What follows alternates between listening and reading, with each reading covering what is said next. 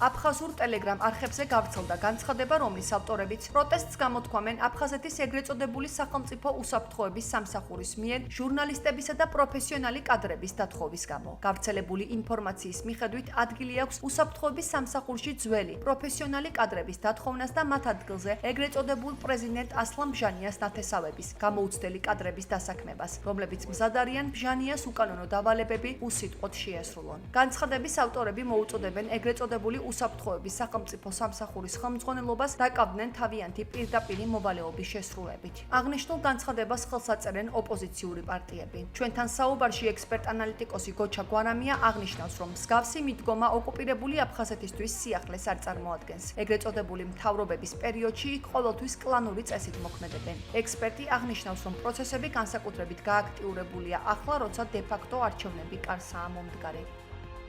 ოკუპირებულ აფხაზეთის საბჭოთა კავშირიდან მოყოლებული ასე იყო ყოველთვის კლანური წესით ცხოვრობს ნებისმიერი მთავრობის ეგრეთ წოდებული მთავრობის პირობებში კლანური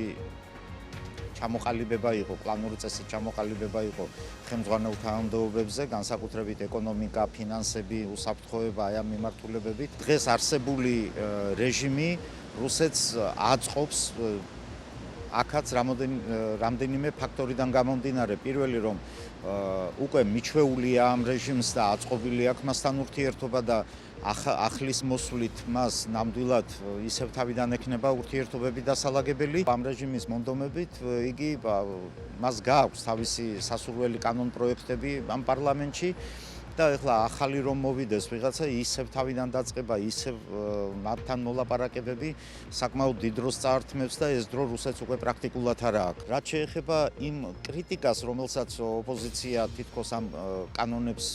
ეწინააღმდეგება და ეს ბჟანიას კლანურ მართლობას უდებს ამას საფუძვლად